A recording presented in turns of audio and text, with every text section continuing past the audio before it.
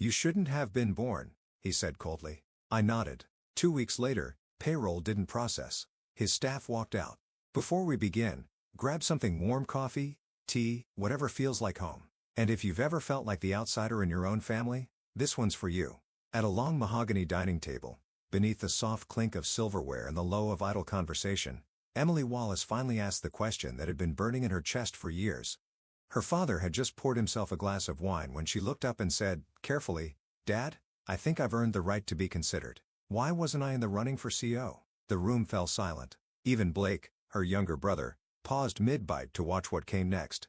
Richard Wallace didn't flinch. He didn't frown or hesitate. He swirled his wine, took a slow sip, and then looked at his daughter like she was a stranger. Then, with a chilling calmness, he delivered the sentence that would stay with her forever. "You're not CEO material. You were a mistake the moment your mother got pregnant." The words hit like a slap to the face. Emily blinked but didn't move. Her mother had been gone for years, but this insult wasn't just to her. It erased Emily's very existence, dismissed her life as a misstep. Blake chuckled under his breath and leaned back, the smug grin on his face adding insult to injury. Emily sat there, perfectly still, her heartbeat pounding in her ears.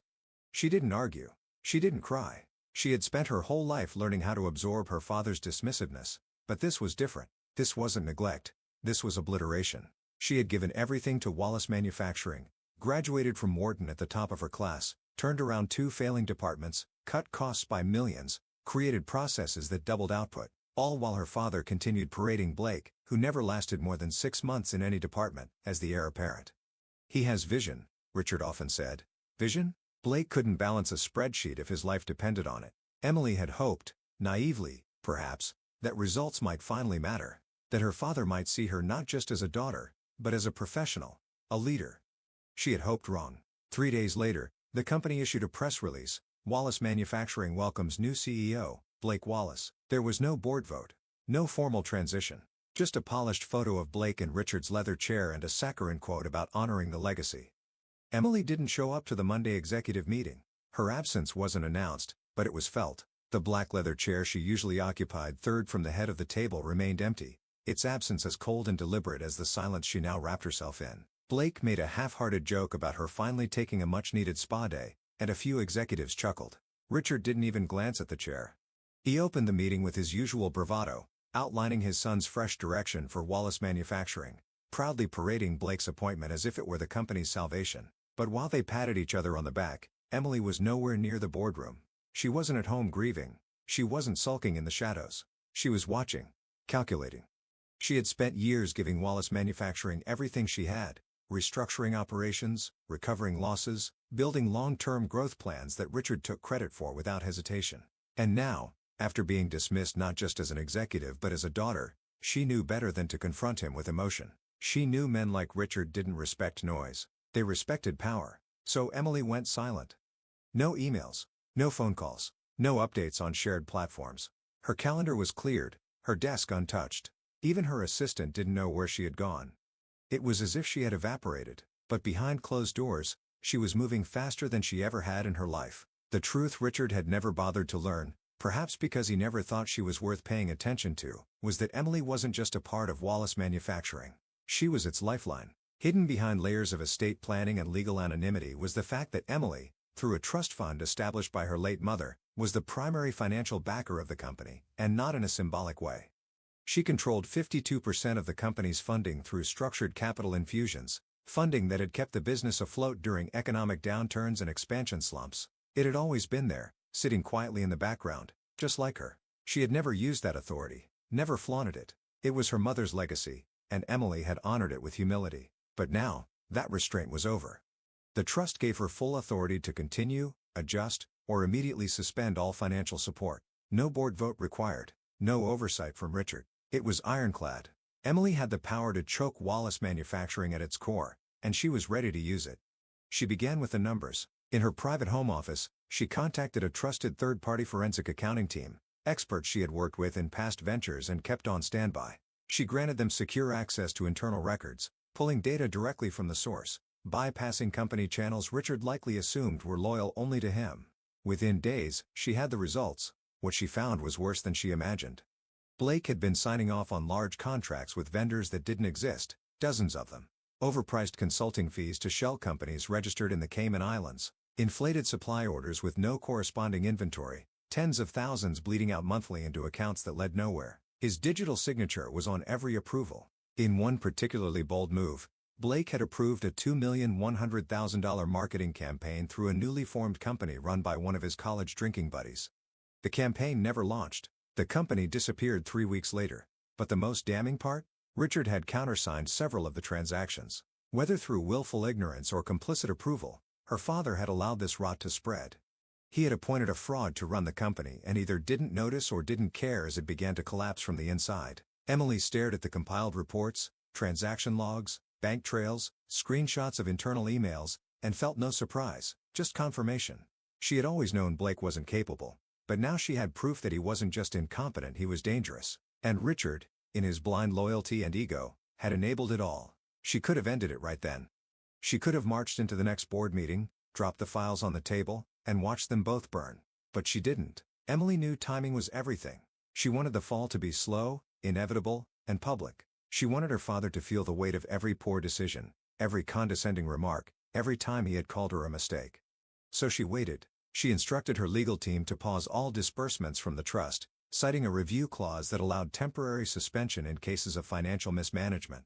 Quietly, without fanfare, she turned off the tap. If you loved this story, don't forget to like and subscribe to our channel. Your support inspires us to bring you more heartwarming stories almost every day. Thank you for being part of our community. See you in the next one. 2 weeks passed. Inside the towering glass headquarters of Wallace Manufacturing, the mood had shifted from celebration to confusion. At first, it was little things: reimbursements delayed, vendor payments processing longer than usual, whispers from HR about a pending issue with employee health coverage. But on the 14th morning, everything cracked open at once. Not a single employee saw their paycheck land in their bank account. Direct deposits failed. Paper checks were returned. Overnight, the company's entire workforce, from senior executives to factory line workers, realized something was deeply wrong. Calls flooded the accounting department. Emails poured in from regional managers. Union representatives started circling. Vendors called to report unpaid invoices, some dating back 6 weeks. One logistics provider threatened to halt shipments entirely unless they were paid within 24 hours. Within hours, the HR director discovered employee benefits had been frozen. Health insurance access was suspended. Dental and vision coverage showed inactive on provider portals. By noon, panic was spreading across every floor of the company. The factory in Illinois, the company's main production hub, shut down operations by 3 p.m. Employees refused to work without confirmation of pay. Team leads walked off the floor. Supervisors locked the warehouse gates, citing legal liability. No one could explain what was happening. At 3:16 p.m., Richard Wallace stormed into his CFO's office like a hurricane. He slammed the door so hard the glass panel rattled. "What the hell is going on, Dan?" he barked. Dan Levinson, a man who had spent the last 20 years balancing Richard's chaos with cold precision, looked up from his screen, pale and sweating. He gestured for Richard to sit, but Richard remained standing. "Payroll didn't go through. Vendors are calling. HR says benefits are frozen. You want to explain that to me?" Richard shouted, voice rising with every syllable. Dan rubbed his temples, then turned his monitor toward Richard. "I've been trying to figure that out all morning," he said, "but it's not an internal error. The money was never transferred. The operating accounts were never funded for the cycle." "What do you mean they weren't funded?" "They're always funded. That's the entire point of the trust." Dan hesitated. Then, reluctantly, he clicked open an email and pointed to a message from the firm managing the trust account. Richard leaned in to read. As his eyes scanned the text, his face flushed. As per Provision 7.4b of the Wallace Family Trust, all financial disbursements have been temporarily suspended effective immediately, pending a formal review by the primary investor. No timeline for reinstatement has been provided. The blood drained from Richard's face. "What the hell does that mean?" he asked, voice lower now, brittle. Dan looked at him, eyes heavy with dread. "It means we've been cut off. The primary investor, the one funding over half of our operating capital, pulled the plug, and we can't touch any of the reserves without violating the agreement." Richard took a step back, gripping the edge of Dan's desk. "Who the hell is the primary investor? Some hedge fund? A competitor? I want names." Dan shook his head. "They're protected by confidentiality. It's all managed through blind legal entities, remember? You signed off on that years ago." Richard's mind raced, his pulse pounded in his ears. Someone was sabotaging him. Someone with deep pockets and perfect timing.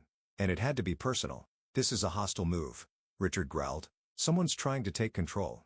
This is extortion." Dan didn't respond. Across the company, things were unraveling fast. By the end of the day, 3 senior engineers had resigned. 2 regional directors followed. Operations leads were drafting notices of breach. The company's largest supplier placed a hold on all future shipments. Internal messaging channels were filled with worried employees asking if they were still employed. And through all of it, Richard refused to believe the truth. To him, this had to be the work of a greedy outsider, a corporate raider, some faceless vulture circling the company, sensing weakness and striking now that Blake was at the helm. He imagined a former investor, a rival firm, anyone but the one person he had dismissed, insulted, and cast aside. Not once did he consider that the hands tightening around his empire had once been the same hands quietly holding it together. Not once did it occur to him that the primary investor was his own daughter. The emergency board meeting was scheduled within 24 hours. Richard, red-faced and restless, had demanded it personally.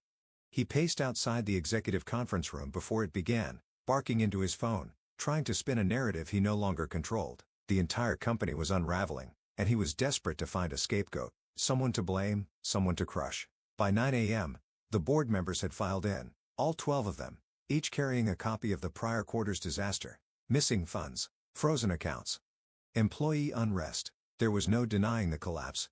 They had all seen it coming from the edges, but now it was at their feet. Then, the last person entered the room, Emily Wallace. She walked in without hesitation, calm and composed. Dressed in sharp black from head to toe, her presence alone quieted the murmurs. She carried no laptop, no documents, just a leather folder tucked under one arm and the kind of poise that made people sit straighter. Richard's jaw tightened the moment he saw her. Blake, seated beside him in a tailored suit too big for his shoulders, rolled his eyes with an audible sigh. Emily didn't sit at the far end of the table like she used to. She took the seat directly across from Richard, bold, uninvited, undeniable. Richard was the first to speak. "This meeting is to address the financial sabotage currently destabilizing Wallace Manufacturing," he said, voice clipped. "Someone is attempting a hostile takeover." "I'm not here to listen to conspiracy theories," Emily interrupted coolly. The board shifted in their seats. "I'm here," she continued, her voice steady, "because I am the individual who suspended the funding." Silence fell like a hammer. "I own 52% of Wallace Manufacturing through the Wallace Family Trust," she said. "A controlling interest. The funding you relied on for payroll, benefits, vendor payments, and R&D, all of it came from my shares in the trust. Shares our late mother left to me, not to you, not to Blake." For a moment, no one moved. Then Richard exploded. "You self-righteous brat," he shouted, slamming his hand on the table. "This is exactly why I never trusted you with leadership. You're emotionally unstable, manipulative, power-hungry. You'd burn down the whole company just to prove a point." Emily didn't flinch. She let the words hang in the air before replying, "No. I'm trying to save what's left of it after you handed it to someone who can't even read a balance sheet." Blake leaned forward. His cheeks flushed. "This is about revenge," he sneered. "You've always hated me. Admit it. You're doing this because Dad chose me. You're trying to destroy the Wallace legacy out of spite." Emily opened her folder and slid a stack of printed documents across the table. "I'm doing this," she said, "because you've been embezzling funds for the past 8 months." She looked at the board, locking eyes with each member. "These are records of payments Blake authorized to fake vendors, offshore shell companies. And here," she flipped another page, "are the emails where Richard signed off on those transactions without review, or worse, knowing exactly what they were." Gasps broke out. One of the board members adjusted his glasses and leaned forward to read. Another looked sharply at Blake, whose expression had collapsed into pale confusion. Richard's voice wavered. "This is fabricated." Emily tilted her head. "Would you like me to play the audio recordings of Blake's calls with those vendors? I have those too. And the wire transfers. I didn't come here to debate.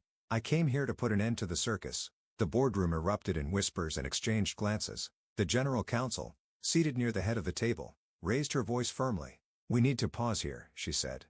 "These are serious allegations, and if what Miss Wallace is presenting is valid, the legal implications are significant." Emily leaned back, folding her hands.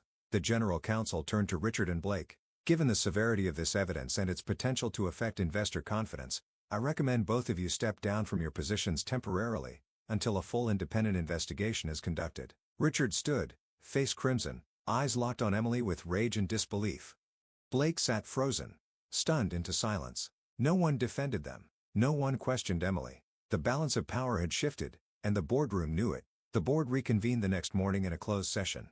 The tension from the day before still hung in the air, but this time, it was laced with something new: respect. When the votes were cast and the motion passed unanimously, Emily Wallace was named interim CEO of Wallace Manufacturing. She didn't celebrate. She didn't gloat.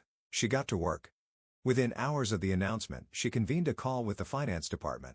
Calm but firm, she reinstated payroll through an emergency trust release clause, ensuring every employee would receive back pay within 48 hours. She worked late into the night with the legal and HR teams to draft clear internal communications and begin repairing employee morale. By sunrise the next morning, she had already scheduled back-to-back calls with key vendors, some of whom hadn't been paid in over a month. She personally apologized for the delays, laid out a new payment plan, and assured them that Wallace Manufacturing was back under stable leadership. Several had already been planning to sever ties permanently, but after hearing from Emily directly, they agreed to continue the relationship. At 9 a.m., every employee across all branches of Wallace Manufacturing received a company-wide email with a subject line, "Restoring Trust Starts at the top." Emily wrote it herself: "To the people who keep this company alive, you have not been seen. You have not been heard. That ends today. Wallace Manufacturing has made mistakes, some recent, some long-standing, but we are no longer operating in shadows or silence.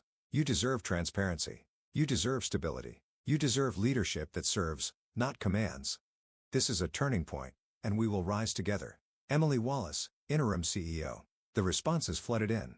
Hundreds of emails from employees thanking her for acknowledging what had been ignored for too long. Many who had resigned in protest reached out to ask if their positions were still open. Some asked for interviews. Others just sent support. 3 days later, Emily received formal notice from the district attorney's office. Blake Wallace had been indicted on multiple counts of corporate fraud and wire fraud. Investigators had confirmed the offshore accounts, the shell companies, and the trail of embezzled funds tied directly to his signature. With Emily's cooperation and the trust's financial records, the case was airtight. Blake was arrested without fanfare. No press conference. No public statement. Just a quiet booking, a mugshot, and a headline that read, "Heir to Wallace Manufacturing indicted for fraud." Richard, meanwhile, was not charged, but he didn't walk away clean. The board, following counsel's recommendation, issued a formal censure of his leadership. He was stripped of all decision-making power and reassigned as a non-voting honorary founder, a title with no authority. His office was relocated to a smaller floor. His calendar cleared. He spent most days sitting behind frosted glass watching the company move on without him. He tried to fight it at first, tried to charm individual board members, plead with old allies, but the tide had turned. Emily wasn't just a temporary figurehead. She was proving herself by the hour. Under her direction, departmental leads were restructured. The most capable, not the most connected, were elevated. Communication across branches was streamlined. Budgets were tightened and prioritized based on performance and sustainability, not ego.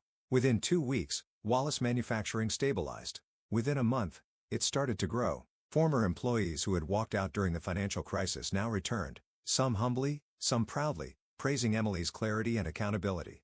One warehouse manager wrote her a handwritten note: "We never left the company. We left them. We came back for you." But perhaps the most telling shift came from the investors.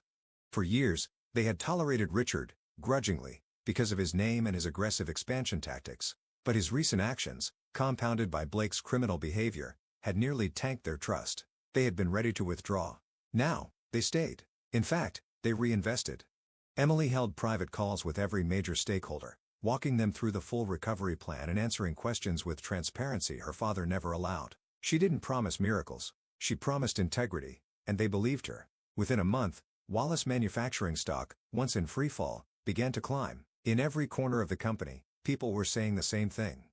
Emily Wallace was the leader they should have had all along. 6 months later, the Wallace Manufacturing building looked the same from the outside: sleek glass panels, the iconic W logo etched in steel above the entrance, but everything inside had changed. Emily Wallace now occupied the CEO's corner office, and she had earned every inch of it. Her leadership had not only stabilized the company, but redefined it. Departments were thriving under merit-based promotions. Transparency was now a standard, not a buzzword. Profits were up, investor confidence was solid, and employee satisfaction surveys showed the highest morale in the company's history. And yet, one office on the lower executive floor remained dim and silent. Richard Wallace, once the commanding presence of the company, now sat behind a desk that no longer came with authority. His name was still on the official documents as founder, but no one knocked on his door for decisions. No one asked for his input. He was a relic, a symbol of what the company had outgrown. He watched the rise of his daughter with quiet disbelief. Every press mention, every new partnership deal, every article hailing her as the woman who saved Wallace, chipped away at the identity he'd clung to for decades. One afternoon, he made a call. Emily answered on the second ring. Her voice was calm, neutral. "I was hoping we could talk," he said. "Maybe lunch. Just us." There was a long pause before she replied, "All right, tomorrow, noon." They met at a quiet restaurant downtown, one he used to take clients to, back when his word moved markets. He had already arrived when she walked in, dressed in navy, every movement composed, assured. They barely made it through the pleasantries before he spoke. "I didn't mean what I said that night," he muttered, eyes fixed on the glass in front of him, "about you being a mistake. I was angry. You know I care." Emily looked at him for a moment. There was no rage in her eyes, no lingering desire for revenge. Just clarity. "I believe you were angry," she said. "And I believe you care, in your own way." He exhaled, perhaps thinking her words were a step toward forgiveness.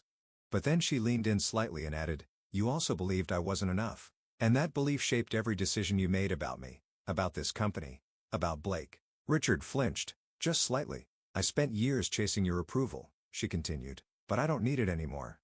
You taught me what not to be. For that, I'm grateful." She folded her napkin, stood, and offered a small, courteous smile. "I wish you peace, Dad." Then she walked out, heels clicking against the marble floor, never looking back. Richard remained at the table, his hand still wrapped around his untouched drink, surrounded by the silence of a man who had finally realized he'd lost something he could never buy back. Upstairs, in her office flooded with natural light, Emily stood before a wall of floor-to-ceiling windows. The city stretched out before her, full of possibility. She had been called a mistake, but that didn't break her. It built her. The story delivers a powerful message about self-worth, resilience, and rising above being underestimated. Emily represents not only intelligence and capability but also serves as a symbol for anyone who's ever been cast aside due to gender bias or family favoritism. Instead of lashing out, she chose strategic silence and fought back with strength and wisdom. The story reminds us that validation doesn't need to be begged for. It's earned through results and integrity. It's also a wake-up call to those who judge others through prejudice or personal bias. Sometimes, the mistake you dismissed is the one holding your future in their hands. And ultimately, the most powerful message is this: being called a mistake doesn't mean you have to live like one. It can be the fire that turns you into the best thing they ever lost.